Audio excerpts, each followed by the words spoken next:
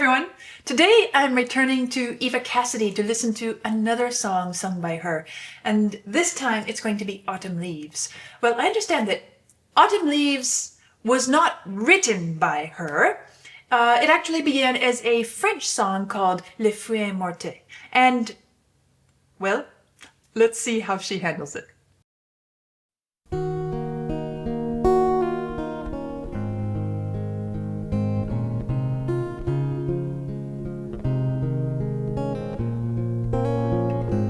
I feel like the guitar is so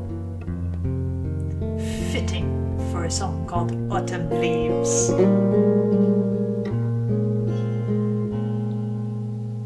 The falling leaves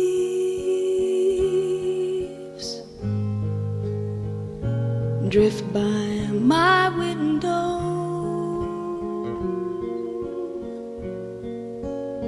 The falling leaves of red and gold. I see your lips, the summer kisses, the sunburned hands I used to hold since you went away. So, one of the things that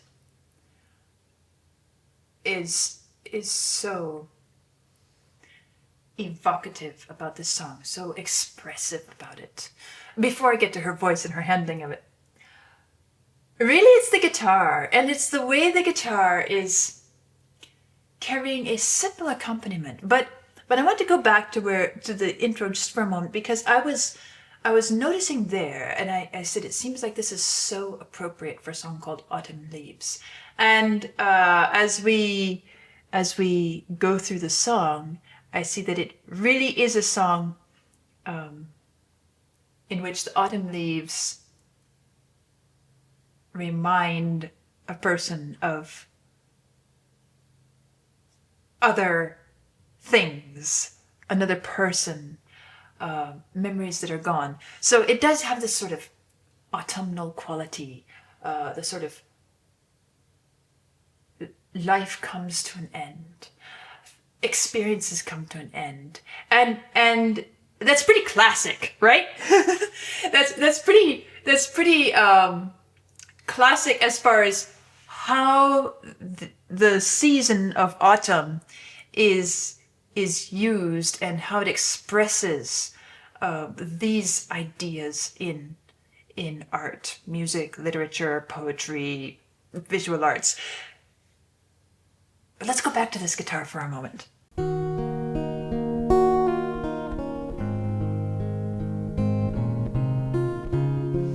Right away, we have this reflective, gentle, kind of, you might even say, floating down, drifting down. There's a slight bit of it's not sparse, it's not barren. I might call it a bit of ruffliness. Maybe that's not the right word. But there is this descending line, this melodic line, da da da da da da da da da, which immediately sets us up for the idea of falling leaves, descending lines, and a descending, a song about, shall I say, about descent, about things coming to an end, things moving downwards. So that little line there is so simple.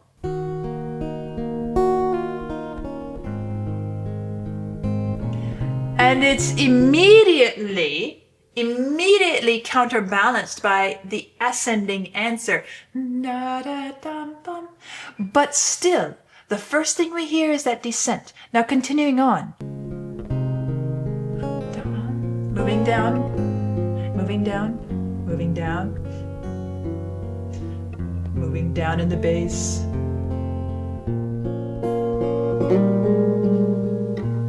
And then this, that sort of flutter. I guess instead of roughly, I would say flutter. It's the fluttering of the leaves descending, right? So moving down.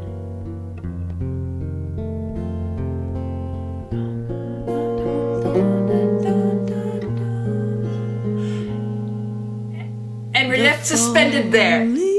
We're left suspended there. We don't actually hear the leaf arrive and settle on the ground yet. It's a very standard, traditional, classically grounded kind of introduction. Melodically, harmonically, texturally, there's so much there which makes it so deeply grounded in classical musical tradition. However, it sits so well and it's so appropriate. It manages to move beyond the sort of cookie cutter cliche, this is what should be done at the beginning of a song. It is much more than that. And I really appreciate that and I value that in a piece of music. And that sets the tone for the entire piece. And then of course her voice enters. And although this is only the second song I've listened to by Eva Cassidy, I think, I still feel like her ability to express and color and paint and convey in a very saturated manner without being over dramatic is incredibly special. And so, continuing. The falling leaves. You hear the leaves kind of drifting. Drift by my window. Slight descent. The falling leaves of red and gold. How does one convey in sound? How does one convey the colors red and gold? How do you keep your voice from sounding purple or blue or silver or green? How do you get this coloration? And I'm not just talking about how we normally talk about tone color, meaning, all the different variable nuances and kinds of tone, but how do we actually convey visual color through music? That is such an elusive question. There is no cut and dried answer. I can't say, here's the math, here's the formula, here's what you do. I cannot, because it doesn't exist. At least, to my knowledge, such a formula has not yet been discovered. However, even before she sings the line, red and gold, I am hearing red and gold. I'm also hearing, gold, yellow, orange. I'm also hearing it flecked with brown as falling leaves are. I am hearing those colors in what she's singing. Starting about here. The falling leaves. The way she sings this. And then red and gold. I see your lips, the summer kisses, the sunburned hands I used to hold. And of course we can't credit her with the lyrics or how it's transitioning from a season to a person, and the different ways in which the poetry carries us visually from falling leaves of red and gold to sunburnt hands I used to hold, which is beautiful. And even in that poetry, we hear, even in a translation from French to English, we hear this progression of and deepening of emotion. But the voice is, again, taking us through that so masterfully, isn't it? From red and gold leaves to summer kisses, and then from summer kisses, instead of staying there, it carries us on to sunburnt hands. And listen to how she sings Sunburnt Hands. The sunburned hands That changes the picture so much. Used to hold. Since you went away, the days grow long. She holds these long lines. And soon I'll hear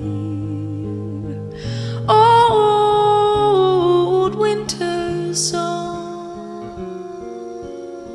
You see, when she sings that, But I miss you I don't hear Old Winter's Song yet.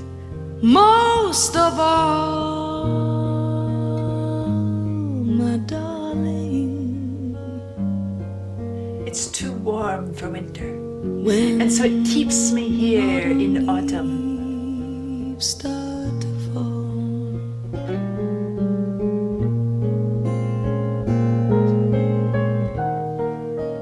Here comes some perfect addition, because the guitar, as I said, sets us up, but now the piano brings in more texture, more of the dropping, falling effect. Why guitar, why piano? And I guess the first answer that comes to my mind is that both of these instruments are instruments in which, as soon as you strike the note, the sound begins to decay. And so they are such perfect musical choices to embody this concept of decay and coming to the end. Just as a leaf falling off the tree, as soon as it drops, it continues to fall lower and lower until it touches the ground. So also, same with the harp. The beginning of the note is the strongest point. After that, it's simply decay. It's fading. It's losing energy. It's losing, we might say, it's losing the life that is in it.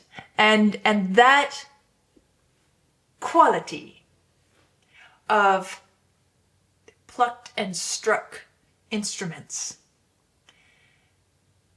like guitar, like piano, like harp, is something that I think makes them so well suited to a song with this as its expressed sentiment, as the image that it's creating. it feels like it belongs. It feels like such a natural choice. You couldn't choose anything else. When autumn leaves start to fall,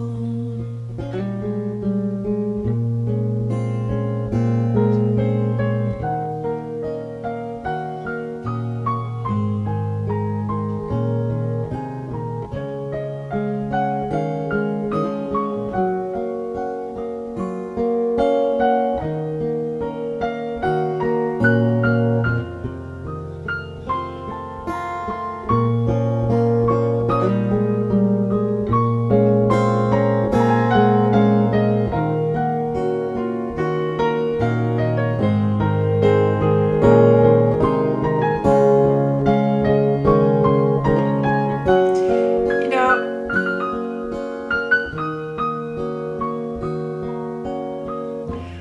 I'm thinking also,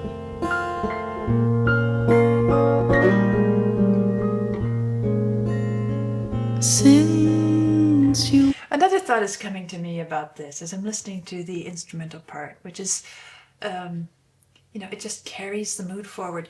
This piece is not set in a minor key, is it? It's set in a major key, and so it keeps it from being a really gray day, depressed, mournful, melancholy piece of music, even though it does so well conveying the autumnal season of life and season of the year. But it's not sad. It's not melancholy. It's more reflective, more appreciative. It's warmer.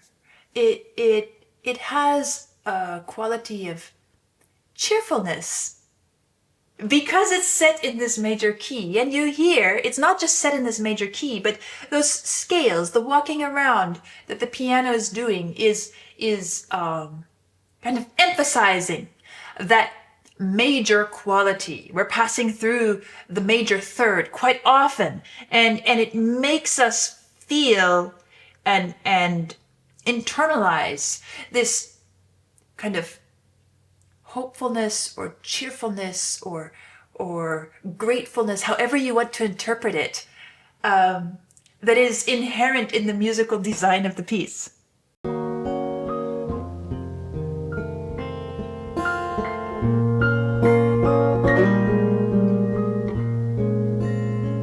Since you went away, the days grow long and soon. I like the way she did that. So when she sang the days grow long, and she held out long, and then instead of ending, she also added and to emphasize the length. And it was only then that she took a breath. Small things like that really make a difference. The days grow long and soon I'll hear old winter song,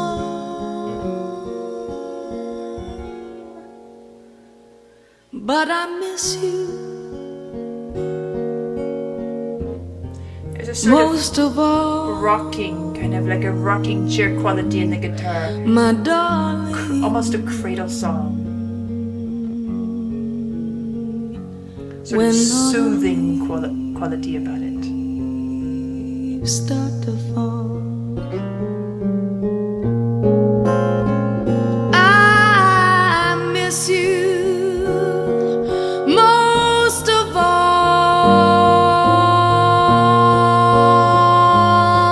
my darling. So intense. When autumn leaves start to fall.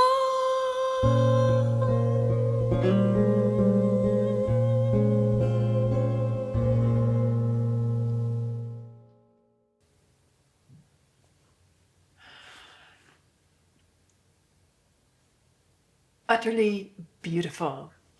Poetically, musically, and artistically, the way she interpreted this piece of music, and I find it special, tender, and moving. And I love the way her interpretation brings such a balance to this piece. As I've mentioned, the memory of one who is gone, the evoking, portraying, painting the season and the mood and the scenery, both outside and inside. And I also love the fact that with all of this wonderfully tender and even painful realization that life has its autumns, it also doesn't make it tragic. Instead, it's warm. It's a recognition of the season. It's an appreciation. It's a deep appreciation for the seasons that have been lived. It never says that out loud, but the music and the voice do such a fabulous job of conveying this kind of appreciation and gratefulness and warmth and cheeriness for the experiences that one has had, and even for the fact that we have an autumn in which to remember those things and those dear ones. And I find that incredibly special. So that is my first time hearing Eva Cassidy's interpretation of Autumn Leaves, and as you can tell, I truly enjoyed it. I'm looking forward to what comes next, and I will see you soon.